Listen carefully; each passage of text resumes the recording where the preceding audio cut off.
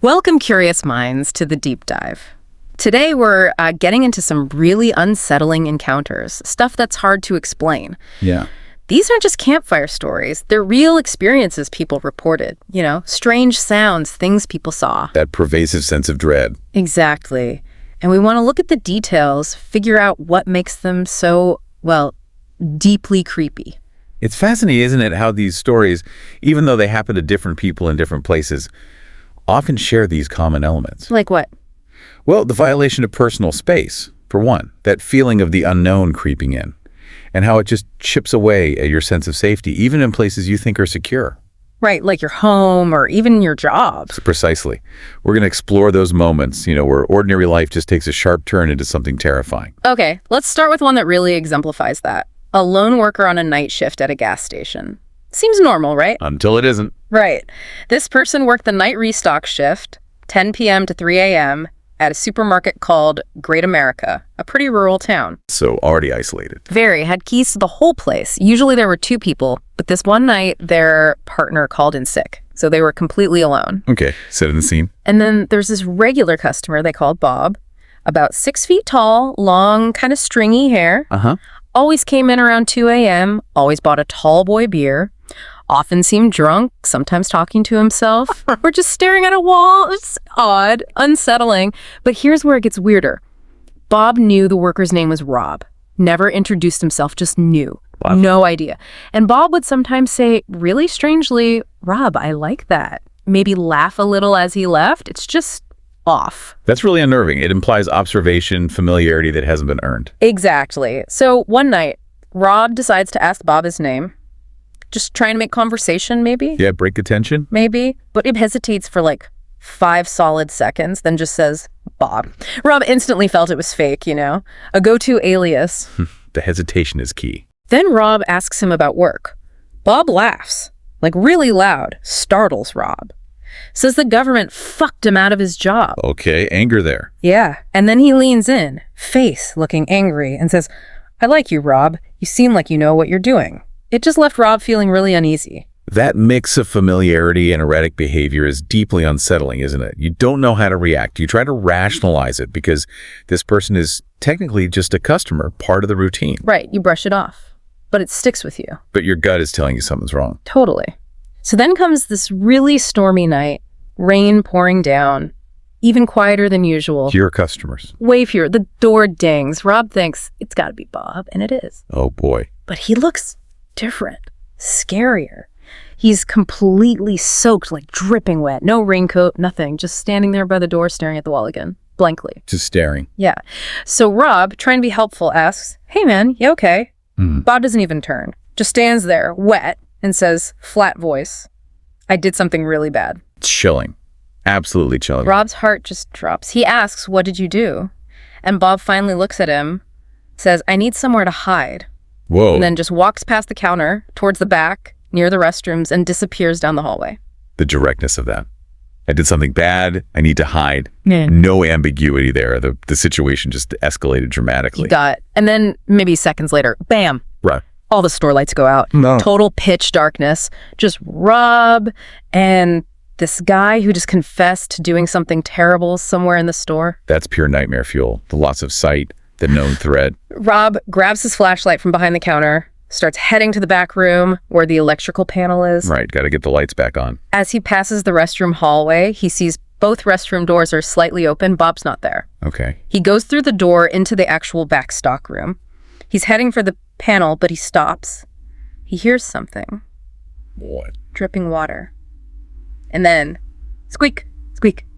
Wet shoes on the concrete floor. Somewhere in the dark room with him. Oh, man. He knows he's not alone back there. He knows Bob is in that dark room. The vulnerability, it's intense. You lose your primary sense, sight, and you know someone dangerous is close. Every little sound is magnified. Your imagination runs wild. Rob just weakly calls out, Bob! Yeah. Silence! Then a squeak right to his left. He whips the flashlight over, and there's Bob, eyes wide, and he just lunges, screaming, I'm gonna fucking kill you! Jesus. Rob somehow manages to push him off. Bob's clawing at his back as he turns. Fight or flight. Pure flight. Rob bolts out of the back room, through the store, grabs his jacket, runs straight to his car, locks the doors, calls 911. Smart move. Get out. Call for help. The police show up pretty quick. They go in, find Bob huddled in a corner in that back room. Just huddled? Yeah. Rode described him looking like a rabid creature, said his pupils were huge, like he was high on something. Right. They arrest him, ask him what he's doing. His only reply, looking for a snack. What? That's bizarre. Totally bizarre. But as they lead him away in handcuffs, he looks right at Rob and gives him this menacing, threatening smile. Rob said he'd never forget that smile. That smile confirms the intent, doesn't it? It wasn't just random madness. Seems like it. But the absolute most terrifying part, it came out over a month later. What was it? Rob found out Bob's real name wasn't Bob. It was Martin. And Martin had brutally beaten his ex-wife to death. Oh my God. And the timing. It was very likely, maybe even certain, that he did it that same night he came into the store asking for a place to hide. Wow. So that's something really bad. It was murder. That just underscores how these mundane places like a late-night gas station can become the backdrop for true horror. The monster wasn't hidden. He was a regular customer. It makes you think, doesn't it? It really does. It erodes that basic trust, makes you look at familiar routines differently. Okay, so from a familiar face turning sinister, let's shift to the fear of invasion in a place that's supposed to be a safe, private space, even if temporary. Like an Airbnb. Ah, yes, the vulnerability of being somewhere unfamiliar. Exactly. This story is about someone who booked an Airbnb for a solo trip to Arizona for a job interview. Okay. Found a cheap place, pretty secluded, down a dead-end road, nice desert view out back. Seemed perfect, you know. Quiet, focus on the interview. Sounds ideal on paper. First night, it's about 9 p.m., they're in the living room, hear this single tap on the window. A tap, not a knock. No, described it like a fingernail tapping the glass. Just once. It's pitch black outside. They look, see nothing. Figured maybe it was a big bug hitting the window or, wind blowing a branch. Easy to dismiss. That's the normalcy bias kicking in. You find a rational explanation because the alternative is too unsettling. That little seed of doubt, though. Right. So fast forward a few nights. They're relaxing, watching Netflix. And it happens again. The tap. The same single tap on the window. And this time they know it's not a bug. It felt deliberate. Okay, now it's officially creepy. Yeah. So they check all the windows, lock everything up tight. Then they decide to be brave, step out onto the back porch. Into the darkness. Into the darkness, total silence, just the desert night.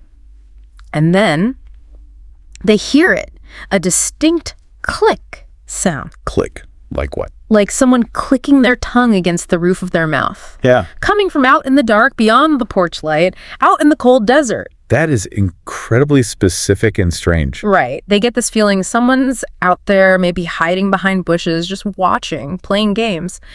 So they yell out, like, hello, who's there? Almost immediately, Yeah. Another click. Same sound from the same general direction. It's responding. Exactly. So they focus on where the sound came from, and Okay. they see him, a figure, standing not too far away, dressed all in dark clothes, just blending into the night. Oh, definitely not a bug. Definitely not. They yell something like, hey, this is private property. I'm calling the cops. Good reaction. And the figure just turns and walks away.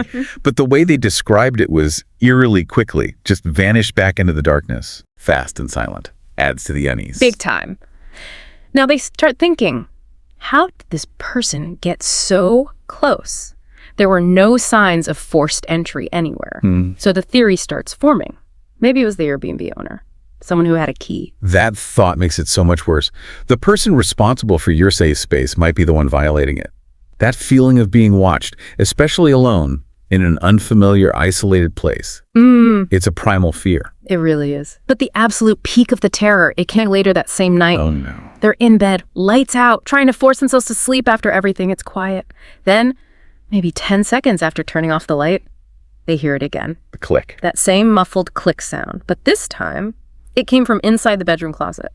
Inside. No. Yeah. The closet door was open, just a tiny crack. The sound came from inside. Get out. Just get out. That's exactly what they did. Didn't even change out of pajamas. Jumped out of bed, grabbed their keys, ran straight out the front door to their car in the driveway. Called 911 from the car, just watching the house. Absolutely terrified someone was going to walk out. I can only imagine. Police came, did a quick search of the small house, found nothing, nobody inside. Doesn't mean no one was there. Exactly. They didn't stick around to find out, packed their bags immediately, drove to a hotel for the rest of the trip. I don't blame them a bit. Contacted Airbnb, told them everything, only got a partial refund. That seems insufficient. Yeah. And they were left with that awful suspicion. Was it the host? Someone with the key? They never found out. Just that chilling uncertainty. That uncertainty is part of the terror, isn't it? Not knowing who or why. Definitely. Okay, one more. This one involves a couple, a new house, and sounds you just don't expect.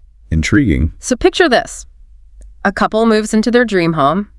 Small town in Georgia, big property, backs up onto some woods. The idyllic setting. Totally. They're excited, planning to get a dog, raise a family. It's their fresh start. Sounds lovely. First couple of nights, normal. Unpacking boxes, settling in. Then Monday night, they go to bed, turn out the lights. About 20 minutes later. Let me guess, a strange noise. Oh, yeah. Loud music starts blasting. Staticky, like from an old recording, and it's clearly coming from their backyard. Not the neighbors. Nope, neighbors are too far away, definitely on their property. Okay, what kind of music? That seems important. It is. The song was Who's Afraid of the Big Bad Wolf? Like the old Henry Hall version from the 1940s. That specific song, that's weirdly specific and creepy in that context. It's meant to be cheerful, but blasting in the dark. Exactly. It felt sinister. So the husband goes downstairs, flips on the backyard lights, sees nothing. No source. He walks out onto the grass and realizes the music isn't coming from the yard itself. It's coming from deeper in the woods behind their house. Okay, that changes things. The song plays all the way through, then just silence. They're freaked out, but they kind of rationalize it. Maybe a weird, elaborate housewarming prank. Again, the attempt to normalize the bizarre.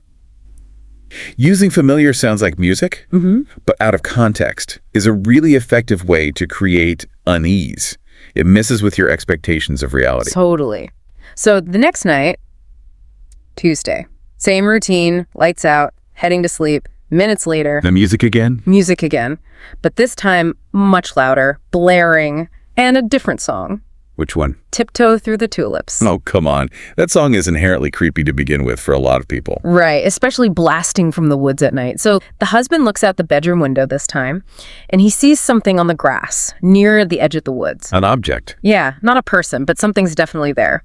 He decides, he's going to establish he's the man of the house, go out there, confront whatever it is. Okay, brave or maybe foolish, but okay. He goes outside, sees the object is an old-fashioned radio. The creepy music is blaring from it. Ah, the source. He walks over, turns it off, feeling kind of victorious maybe. He holds the radio up towards the window where his wife is watching, yells something like, "See, just a radio. Someone's trying to scare us." Trying to reassure her and himself, probably. Exactly. But her reaction is not what he expected. What does she do? She starts screaming his name. Just screaming, "Run! Get inside! Run! There's people standing behind you." He whips around, and he sees them.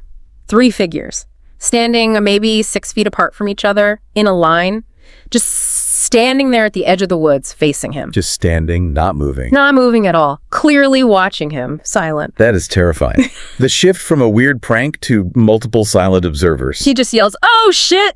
Grabs the radio, sprints back inside, slams and locks the door. His wife is hysterical. The reality of it just hits them. The psychological impact of that?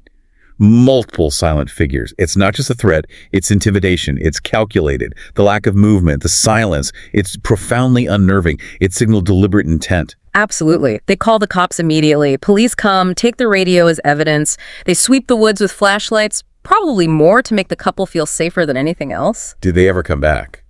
The figures? No. Yeah? Never again. But the feeling lingered. That vulnerability, the fear. Their dream home suddenly felt tainted. They never knew who those figures were or why they were targeted.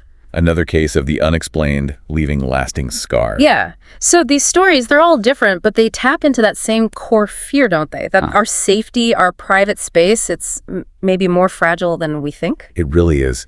Whether it's the familiar face hiding darkness, the unseen watcher violating your temporary space, or these inexplicable, menacing events right outside your home, they remind us that horror isn't always supernatural. Sometimes it's very human, very real, and lurking just beyond the light.